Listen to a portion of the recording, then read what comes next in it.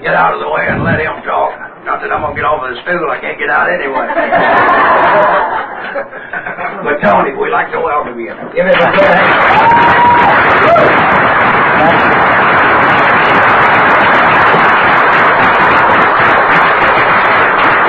Hi. My name is Tony. I'm an alcoholic.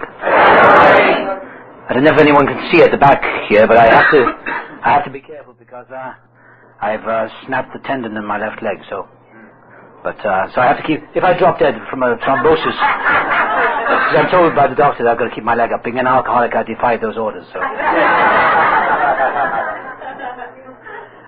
So I try and stand as much as I can, and my leg's gone to sleep now. Like my head used to go to sleep many years ago. But anyway, I'll try and settle in here and see if are you okay there, Grant?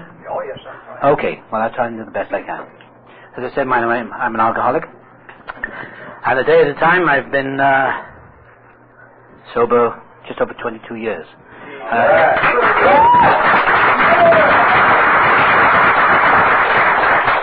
I don't say that to impress you. It certainly impresses me. I say because I couldn't stay sober for more than 22 minutes.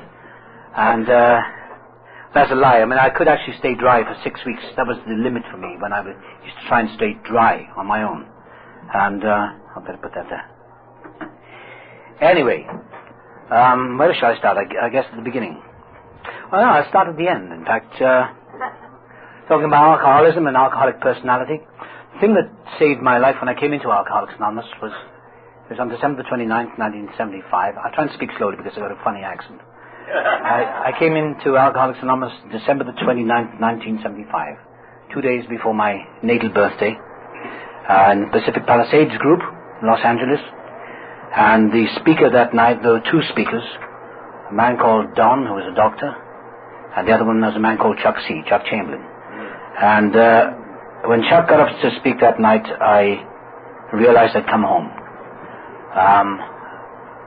It wasn't so much that, Chuck C. was an alcoholic like all the rest of us, but he was a great speaker. He had a great aura about him of peace. And he described the alcoholic personality. He said that, alcoholics are driven people, we are tough people, we are hard people. There is nothing, we are unstoppable people. We have great willpower. And he said for years in his life he tried to beat this problem with willpower. And my ears really picked up that night because that's what I'd given it. I'd given it my best shot. I tried to beat this with willpower. And I failed miserably all the time. As you know, that's a regular story in these groups. I don't know any of you here. I only met a few of you people. But I know that we're all the same, basically. We all have different personalities. We're all different kinds of alcoholic, but basically we're all alcoholic, drug addict, whatever. Had I the money or the time when I started drinking, and drugs were fashionable in those days, which they weren't, I'd have hit those as well. I drank anything I couldn't chew. And I did everything at the double, and nothing was enough for me. My thing in life was, is that all there is, like the Peggy Lee song, is that all there is? Everything was constantly disappointing me. And when I got into AA that first night, it was one of those amazing moments. I thank God that I wasn't an intellectual, I wasn't clever, I wasn't very intelligent. I had an average brain, that was about it. But I'd been very successful in my career, through sheer willpower, I guess. And when I heard Chuck talking that night, and the other guy, Don, they talked about the self-will run riot, and the power of denial of the alcoholic. And I can say tonight, standing here 22 years later, a manifestation of my own alcoholism, which is quite recently. I'm an actor, and I'm making a movie here. I have a friend here, Alex, who's a stunt double for me. And, also an alcoholic. The Australian kind. And we were doing a stunt over there, and... the stunt double should pull the tendon in his Well, it seemed a pretty trick. But anyway, what I did, I had to do this thing, and I snapped the Achilles tendon. And I got up in typical alcoholic fashion. 22 years later, said, I'm okay. It's only a machine gun bullet wound, don't worry about it.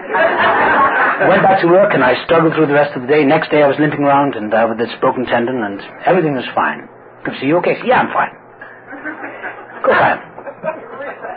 A whole week passed, and my leg started to swell up, and the ankle was bruised, and I thought, well, and the nurse on the set, she said, well, I think maybe you ought to go and see the doctor in case you have a clot in there, a thrombosis, and a clot can kind of kill you, If a clot breaks away, that can be it, curtains.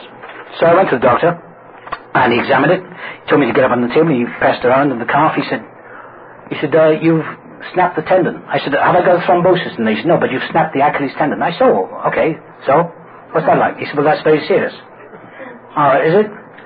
Yeah. I said, what happens if you don't have it operated in within the next 2 weeks? You're going to be crippled for the rest of your life. So I took a moment. I thought, well, I got a good life.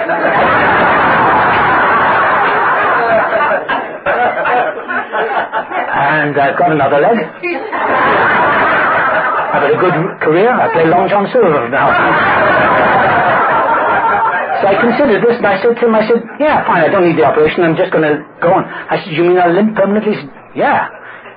All right. He looked at me, he said, yeah, you can be lame. Your foot will atrophy. I said, oh, it's no big deal. And I was hobbling back to the car, and this nurse was with me, and she said, you really ought to take what he said seriously, because, it's your leg, it's your health, it's more important than doing this movie. And I said, yeah, I know, but I want to go on, And I phoned the producers up that night. I said, no operation, I'm just going to go on. I'll just have a limp permanently, that's all. And I was amazed that they didn't react in a kind of wonderful way, I think, God, great. Here, they said,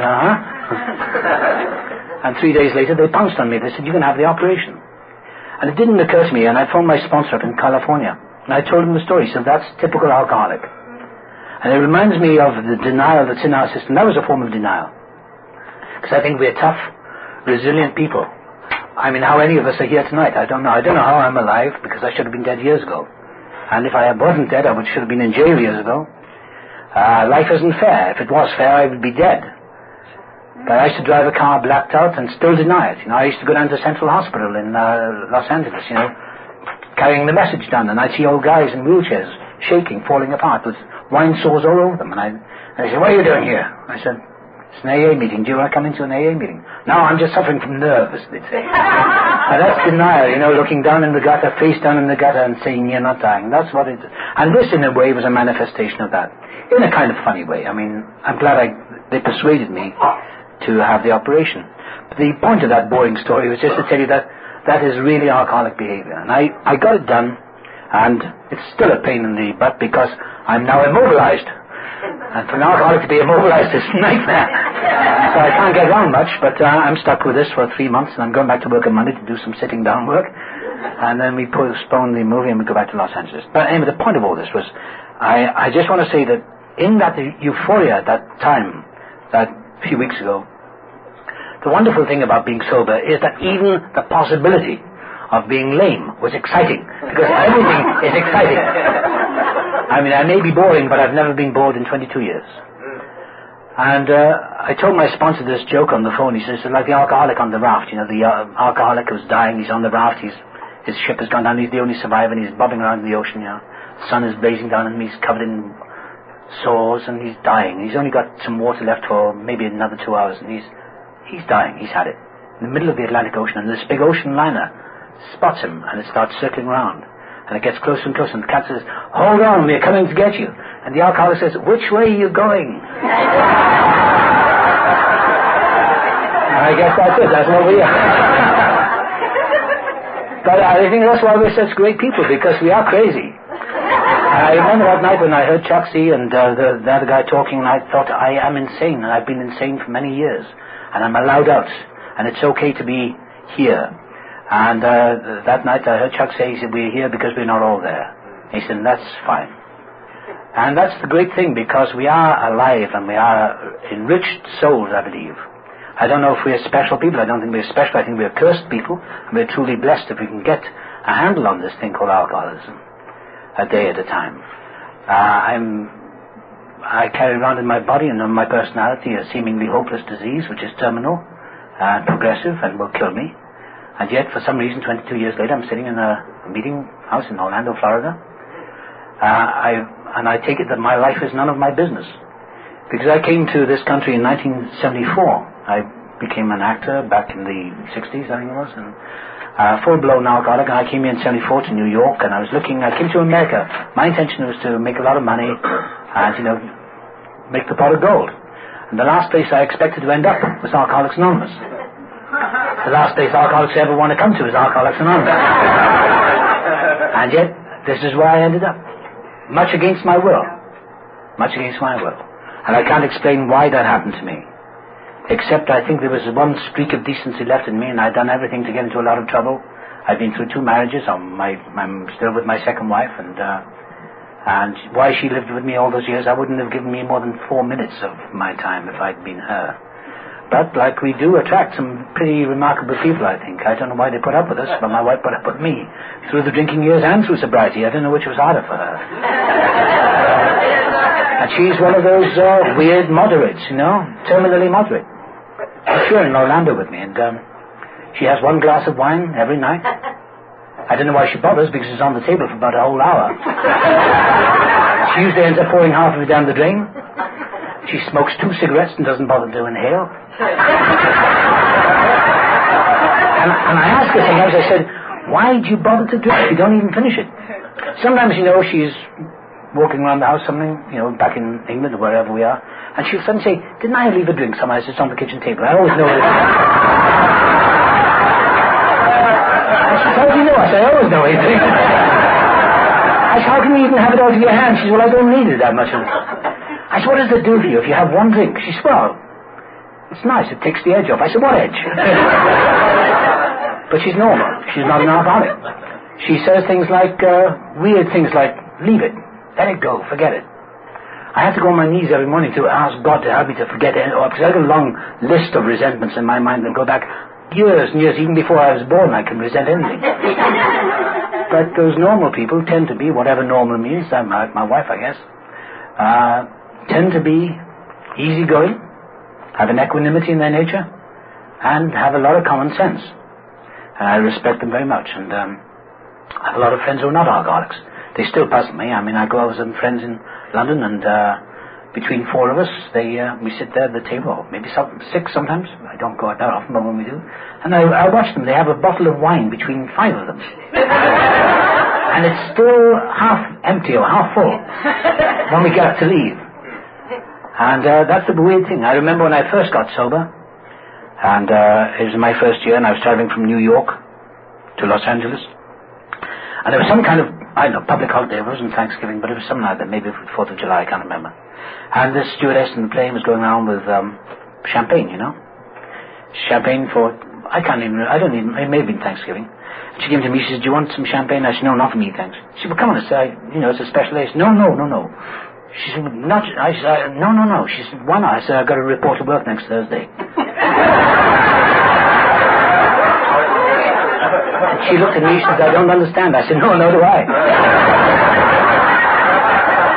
I don't understand. See, nothing ever satisfied me. Nothing ever satisfied me. Because in the ocean of booze, nothing would ever satisfy me. Work, success, never fills the cup. I'm always wanting more.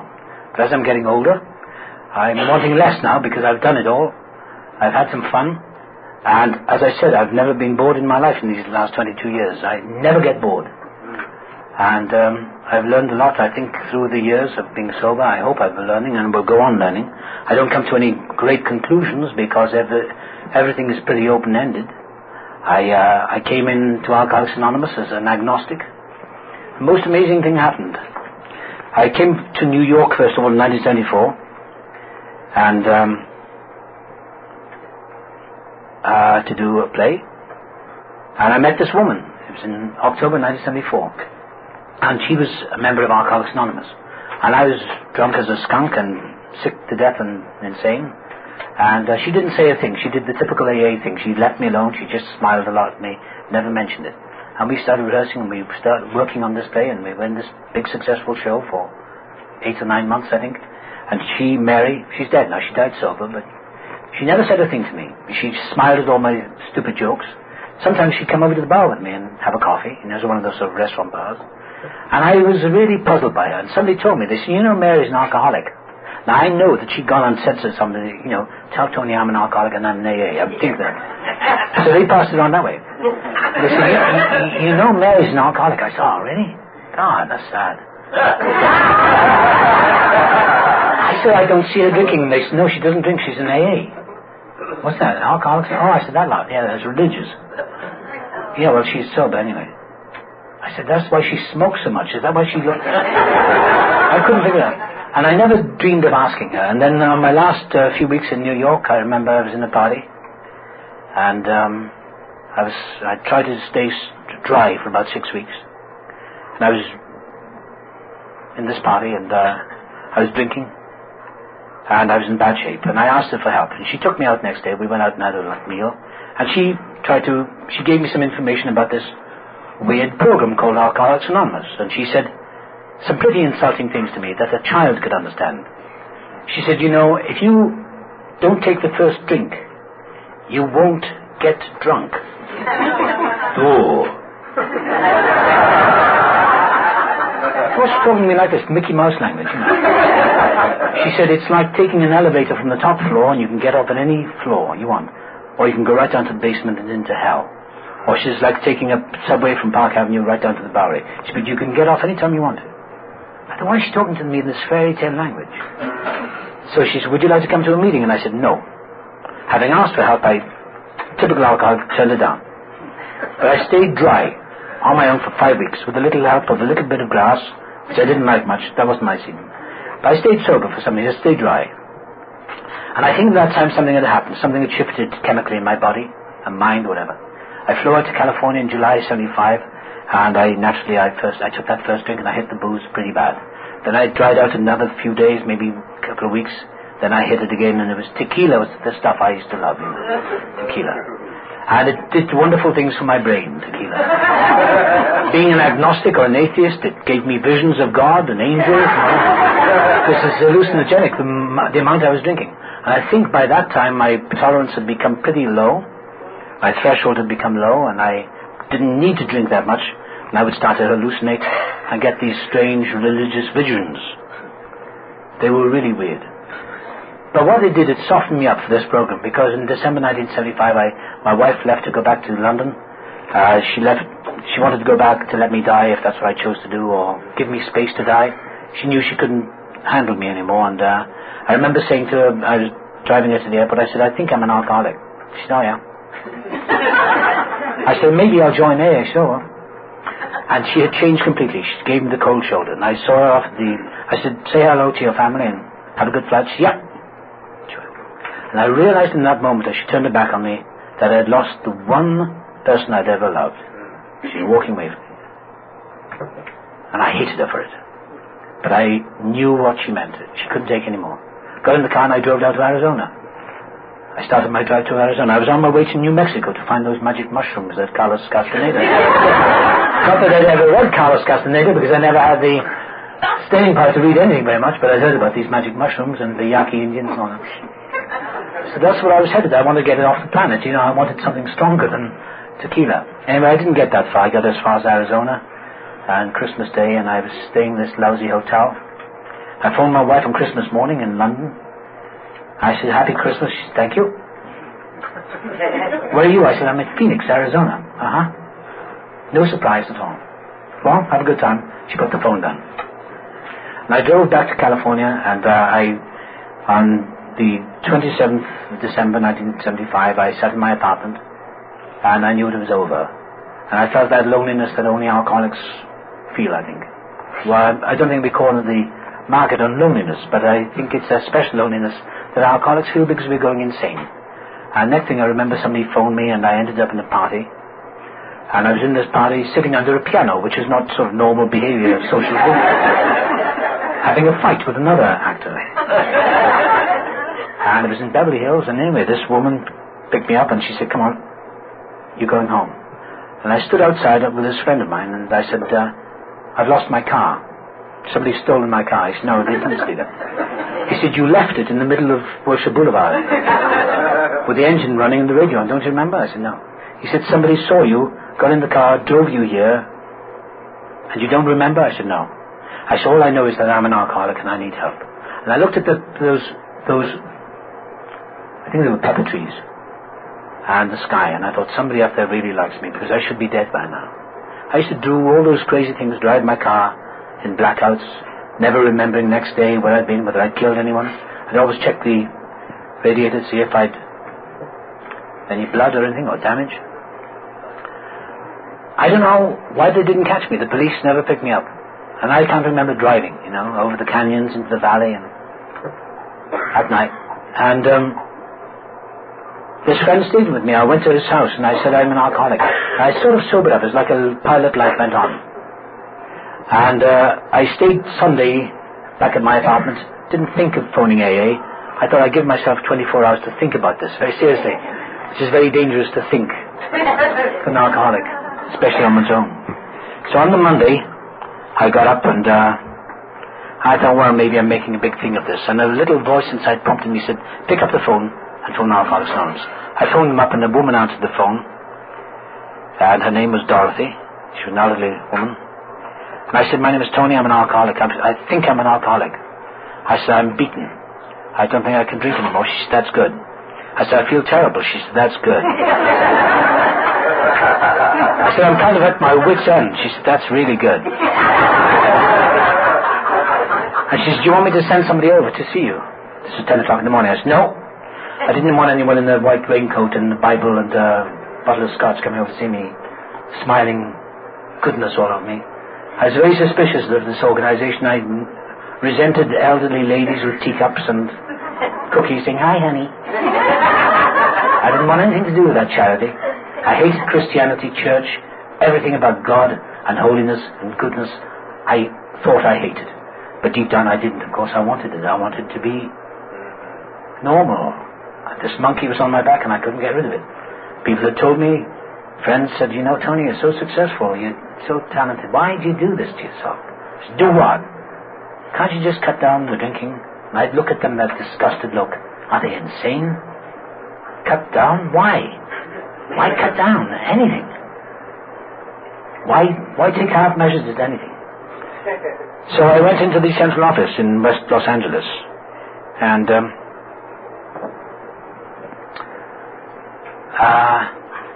I met this lady, Dorothy, and she's a woman in her 70s, I think, and I walked into this pine wood office and the smell of coffee, beautiful sunny California morning, Monday morning.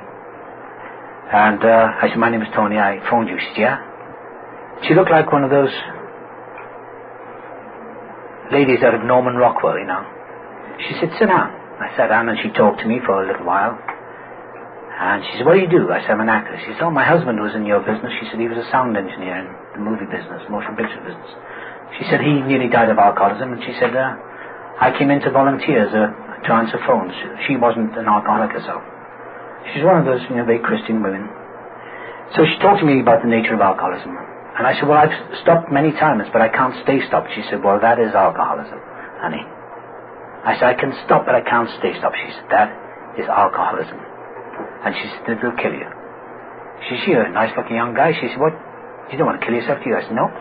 She married? I said, yeah, I gave her my history. And I got up to go, and I said, what do I do? She said, well, I'll give me your phone number, and I'll get somebody to come over and see you tonight and take you to a meeting.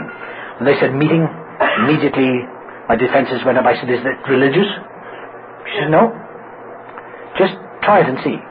And as I got up to go, she obviously saw that I was in a great dilemma. I was in an agonizing dilemma. But I knew it was over. I knew the show was over. I know that I'd been waiting for years for life to start. I was rehearsing for the big event all my life. And I was on the verge of discovering that this was the big event in my life. And she said to me very gently, she said, why don't you come home and rest? And I got all choked up and emotional. I thought it was swallows come home to Capistrano, She said, just come home and rest. And then she did that hokey thing. And her voice, she said, why didn't you just trust in God? And everything, I knew she was going to zap me with that word. The G-O-D word. And it was like a door opened and a light went on, and I thought everything I've tried with my keen alcoholic brain has failed. All my first-class thinking, all my reading of power of positive thinking and self-help books, all that stuff I'd done, a valiant effort to change myself hadn't actually got me out of the nightmare that I was in. Some of it had helped me to get towards it, however. And lo and behold, as she said that, I thought, well, why not? I got down on the street, and the most remarkable thing ever happened to me in my life, and it was one of those moments, and I don't say it to claim that I was special because I wasn't, but maybe it's what I needed. It's the thing that happened to Bill Wilson, but it's what I needed, I guess, because I thought I was too smart or too clever or too successful or too, I know, what I was supposed to thought I was. I really never had much of an opinion myself anyway. I never liked myself. I always thought I was stupid. But at that moment something happened. I got down on the street, and it was the beautiful sunny morning, and a big voice deep inside me said, it's all over, and now you can start living, and it's all been for a purpose, so don't forget one moment of it. Now go about your life. And it was that clear, and the craving to drink left me that moment, 29th of December 1975, probably about 10:45 in the morning. So much so that I got into the car, and I knew what it was. It's something I'd been looking for all my life. Ever since I'd been a little kid, I came home from school at the age of 4 one afternoon, and I told my father that he said, what did they teach you today, sonny? My father, God rest his soul, was an alcoholic. I think he was. He died a bitter man, an unhappy man, restless. And when he drank, he did those things that we do. But he only drank in later years. But he said, what did they teach you? I said, they taught me the Lord's Prayer and 23rd Psalm. He said, a load of rubbish. Don't believe in God and all that rubbish. There's nothing there. It's all rubbish. Get out in the world. It's a dog-eat-dog world. Don't trust anyone. Do them before they can do you. That was his philosophy. He didn't really practice that because he was a softy like all of us, you know. But he tried to be tough. He was like Willie Loman in Death of a Salesman. Never felt he got his life right, you know. And he died sadly in 1981. Frightened and alone. And that moment, for that time from the age of 4 right up until that night, I used to sit in cathedrals, in St. Patrick's Cathedral in New York in my drunken years, looking at people praying, saying, what the hell are they on about? What is all this? Why are they on their knees? Are these intelligent people, or are they just dummies? And sure enough, that old friend of mine from 4 years of age turned to me and said, hi, I've been waiting for you. And that's what it was. That voice was like an old pal. So much so that I was going up Ohio Avenue, and I stopped off and I went into this Catholic church. And I saw a priest crossing from the church into his office. So I said, could I talk to you, Mum? And he said, yeah, come in. I went and sat with him. I didn't know what possessed me, but he said, can I help you? I said, yeah. I was looking pretty rough. I said, I think I've found God. He said, well, congratulations. I said, well, I don't know what to do about it. I said, so I told him, I'm an alcoholic and I just joined AA. He said, well, that's a good organization. He said, they're great people, Alcoholics Anonymous. He said, and he said, if that's what you're looking for, if you're an alcoholic, you're in the best place. I said, is it religious? He said, well, if you found God, you shouldn't have any problem with it. I said, he's zappy, got me, but somebody could. I was hard. I couldn't get out of this fix I was in. So I went back to the apartment, and Dorothy, the woman from central office, phoned me up. She said, have you got any alcohol? I said, yeah, I've got some beer. I'm pouring it away now. She said, well, just pour it down the sink. Do you want me to hold on to the phone? I said, no. So I poured it away. She said, well, somebody will phone you. And that night, a man called George phoned me, and he was everything I expected. You know, he phoned me. He did one of those mean things that Alcoholics Anonymous people do. He phoned me, hi, my name's George. I'm an alcoholic. Is that Tony? I said, yeah. Have you had a drink today? I said, no. Because we're devious sons of bitches, all of us. He said, what's your address? So I gave him the address. He said, I'll see you at 6:30. He slammed the phone down. So I couldn't get back to him. I thought I'll go and hide. 6:30 enough, sure, the bell rang, and I went down the stairs, dreading it. But I was kind of curious as well, and there was George, silver hair, crooked smile, straight teeth, and his girlfriend Lila. She was chewing gum, and we got into the car, and George smelled of aftershave lotion, and he gave me a handshake, which nearly broke my hand. He said, hi, my name's George, I'm an alcoholic. I sat there, you know what we're talking about, I sat in the back of the car, and she turned to me, and we were talking about ego, and all the rest of it, and how this disease kills you. I thought, I'm in with the nuts now. I'm really in with weirdos, born-again Christians, and with all due respect, I don't want anything to do with this. At the Salvation Army, as much respect. I don't want anything to do with charity and tambourines and singing hymns. I don't want anything to do with it. So we put into this car park in the Pacific Palisades, and ironically enough, I bought a house there recently, just up the street from there. So life has a strange way of completing the circles. And as I got out of the car, I saw this actor, this old guy, walking down from his car with his wife, with a crowd of other people. So I said to him, what's he doing here? I said, I just worked with him. He said, he's an alcoholic. I said, I just worked with him last November. He said, no, he's an alcoholic. I walked in the meeting, and this old fellow said, hi, Tony, how are you doing? I I've been waiting for you. I said, did you know? He said, oh, Tony. He said, we always know. He said, sit down. And then a guy called Bob came over, and I sat between these two men. And that night a man called Don got up and spoke. He was the first speaker. It was an hour and a half long, the meeting. And I've got to go for another 20 minutes. Well, anyway, so Don got up, and he was a surgeon from Palos Verdes. And he said, my name's Don, I'm an alcoholic. And he looked like one. He looked like he'd been hit by a truck. A long black hair, beaten up face, and he had a voice like that. My name's Don, I'm an alcoholic. And he said, described himself as a surgeon. How can I be a surgeon? Yes, I'm a surgeon, you know. And he said, my moment of awakening was when I was standing over a patient who was open. And he said, I was about to operate, and the nurse said, Doctor, you've just operated, so we're up good. And everyone in the room started laughing. I thought they were all crazy. And he was laughing, everyone was laughing. I thought, God. I thought these people are really onto something here. They were all laughing. And then we had a coffee break, and then the second speaker got up. He said, my name's Chuck, I'm an alcoholic. He said, by the grace of God, he said, I had 30 years sober this January. And I thought, well, he must be suffering from brain damage. How can anyone get that? And he talked about the nature of this disease, and he said, you know, he spent his whole life trying to organize everyone else. They used to call him the drunken preacher in Beverly Hills. He knew all about God and the Bible, and he used to stand in the middle of Wilshire Boulevard preaching the gospel, put in and out of jail. Crazy man. And he finally got sober in 1946. And he said that this disease is progressive, cunning, baffling, powerful, and it's terminal, and it kills you. And he said it's all about surrender. He said the moment you surrender, he said, you can give up fighting everything and everyone. He said you'll find the good life. And he said the moment he stopped looking for the $1 million, he made 10 million. The moment he stopped trying to travel around the world, he traveled around many, many times. The moment he stopped trying to run his family became a family without his help. And I thought, this really makes sense. I thought I was listening to Buddha. And the meeting ended, and I was introduced to Chuck, and he said, George introduced me, he said, this is Tony. It's his first meeting. And Chuck put his hands on my shoulder. He said, you just keep coming back. He said, because we're the luckiest people in the world. He said, we get better than better. We alcoholics are remarkable people. He said, if you're in this organization and in this outfit, stay in. He said, I highly recommend it. And he said, if you do it, you'll find the good life. And I'm here to say that I have found the good life. I wouldn't say that it's Pollyanna or every day. No, it's not a bed of roses. Life is tough. Life is unfair. If it was fair, I should be dead years ago. There is no justice. If there was justice, I should have been dead years ago. I should have been in jail in the booby hatch. Or I should have been in the insane asylum. But for some reason, beyond any of my knowledge, any understanding, I came to California in 1975, and for God knows what reason, ended up in Alcoholics Anonymous. And I take it that my life is none of my business. The moment I make it my business, I'm in big trouble. Because I'm back in the squirrel cage, and every day I want to take it back. Every day I want to take it back. But that's okay, that's being human. You know, as Guy said, you know, you can't get rid of the human ego totally. We need some of that. It's the burr under the saddle that keeps us moving. We have to keep moving. We have to take actions, we have to make decisions, and then many times make wrong decisions. But at least we give it our best shot. And that's what Chuck used to say, give it your best shot. Just give it the best you got.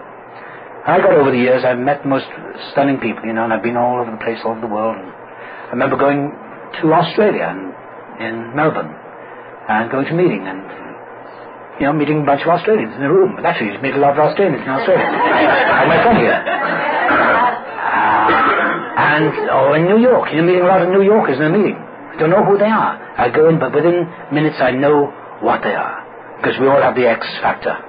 Alcoholic, drunk, addict. And I'd always wanted, when I was a young actor, I always wanted to be an alcoholic. I thought it was so romantic, you know. I still love the word dipsomaniac. Alcoholic. I used to think it's such a gritty word, to be an alcoholic. I didn't know that I was one. And I like to say for the newcomer, or the guy who's just been here 6 days, that, or anyone new, or anyone old, that it's not the amount we drink, it wasn't the amount I drank, it was what it did to me. It was the effect it had on me. When I look at my wife, who is as peculiar to me as I must be to her, certainly her drinking habits are, I look at someone, millions of people like her, who can do everything in sort of moderation. She has her little hang-ups, I guess, little obsessions. Cleaning. Order. That's right. Doesn't have to be put in jail for it. She bosses me about, she tells me what to wear, and I say, okay, fine. That's her right, that's her privilege, and that's wonderful. And I love her for it. But looking at her, I think, sometimes I ask her sometimes, I said, how is it you can handle your life so well? She said, well, what's the problem? You know, she's getting older, me, I'm getting older, so if she wants to go on a diet, she'll just cut out certain foods. Me, I have to struggle and eat my brains out. She will just cut down. I said, what do you mean just cut down? Try chewing your food slower. I said, I can't. Why? I'll tell you, I'm the fastest eater in the world. I do my own stunts now, I don't. But that recent injury was a case in point about being an alcoholic. I think the greatest thing, and I feel inspired to say this, how much longer do I go on? So, well, I'll try and wrap it up soon. I'm time for a coffee, actually. I think the greatest thing for us, and for me, is I'd always looked for the beautiful people. I'd always wanted the beautiful life, and I found it in Alcoholics Anonymous. In all shapes and sizes. Met the most remarkable people. I was talking to one this morning, is a 36-year-old con man, and he's still a con man. He was a drunk con man, now he's a sober con man. And I can see every move he makes. He says, hi, Tony, how you doing, huh? And I understand him. He's a sober horse thief. I love him for it, because he can't stop doing what he does. And, I know a couple of alcoholics who are gamblers. Can't stop gambling. But they're sober. And I met, aging hippies, like I feel like an aging hippie with his beard. And I have the most romantic life. I live a wonderful life. And every day I have to remember, because every day I'll grumble and I'll complain about this, that, and the other. My leg is going to sleep. It's okay. And I'll complain about everything. But I have to remember all the time. And I've got a list of resentments in my head that'll take me, I've got elephantine memory for insults and sideswipes. But I have to remember that those can kill me. I heard a story, a guy called Clancy, you've probably heard his tapes, an extraordinary man. I was in a meeting in Pacific Palisades last year. And Clancy runs the mission downtown Los Angeles for all the down and outs and the alcoholics on the streets. And their average is maybe 10% survival. Most of them die. Clancy does this amazing job with them. And he was an alcoholic himself. And he was sober, 19 years trying to get sober. And an amazing guy.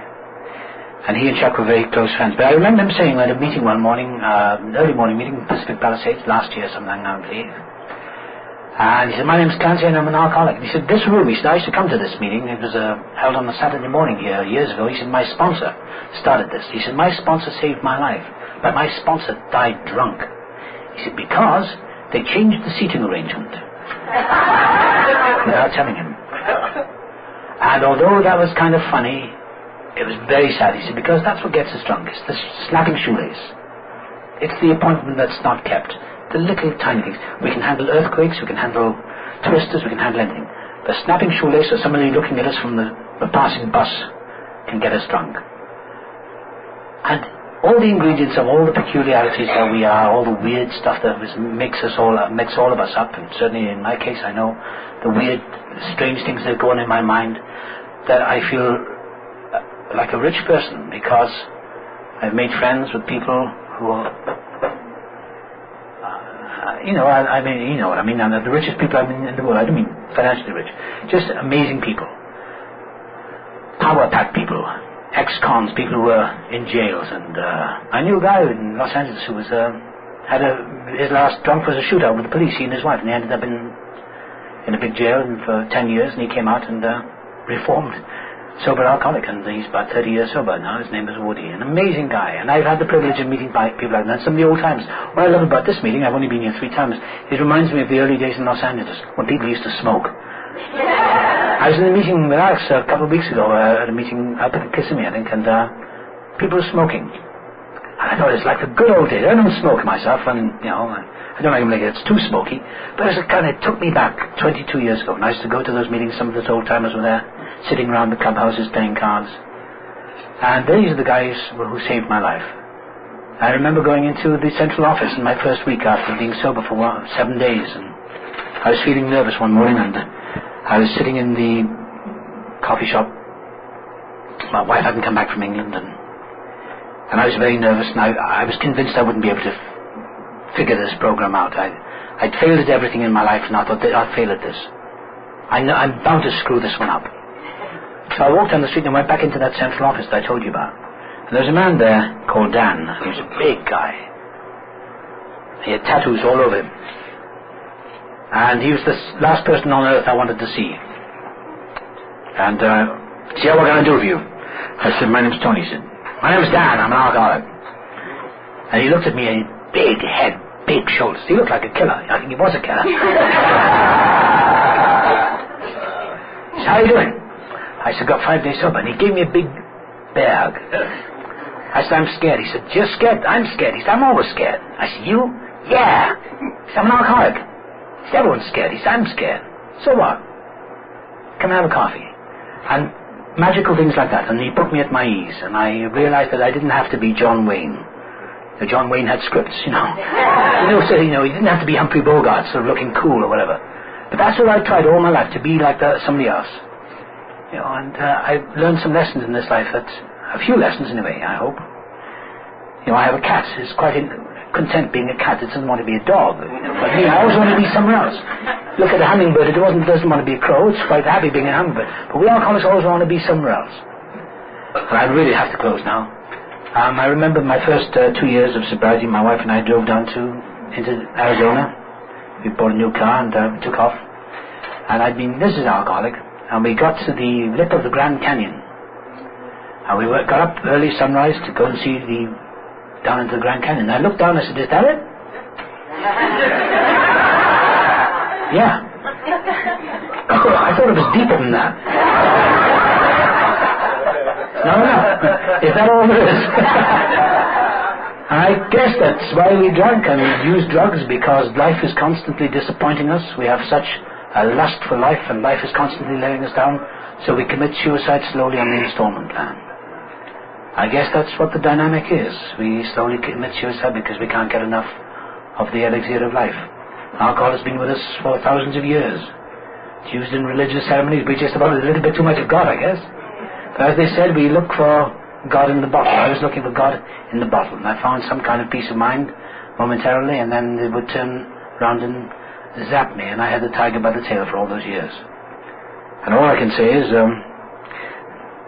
we'll round up now. Just going back to that little injury business I had a few weeks ago when I decided that I didn't need an operation. Only a couple of bullet wounds, so what? I got another leg. Chop this one off. I didn't. But the funny thing was, I was kind of excited by a future like that. I thought this would be fun. This would be interesting. This would be really interesting, to have a limp. Crazy, but it's interesting. At least we're alive. And I guess that's it. I love being here tonight, and I'm just sorry I'm so immobile and I can't move around much. But in my short stay here in Orlando, it's been a pleasure meeting you all and meeting some of you, and meeting you all tonight. I hope I get to say hello to you all. And to the newcomer and anyone having problems with alcoholism at the moment or recovery, just keep coming back. As I was told, just keep coming back. There's a guy called Milton, and he'd been sober many years, and he said, how are you doing? And I'd say, well, he said, just keep coming back. Yeah, but just keep coming back. Yeah, just keep coming back. And he tapped me on the head and said, that's a very sick machine you got up there. What do you mean? He said, that's a sick piece of machine you got up there. He said, just keep coming to me, guys. He said, don't ask questions, leave all your thinking outside, because that's the thing that'll kill you. That'll kill you. He said, get your backside into the meeting, park it on the seat, shut up and listen. Take a cotton out of your ears. And he told me, he said, in the early days when he got sober, if he even dared to open his mouth when he was a newcomer, people say, were you going to say something, you were going to put a donut in there? You've got nothing to say. You're a newcomer. He said, in those days they were really tough, and I had some tough sponsors in those days. Some of those little guys in Los Angeles and North Hollywood were the great guys, who helped me. And I hope and pray that maybe my humble words, I hope they've been made some sense to someone and will help. Because you certainly helped me tonight. Thanks a lot.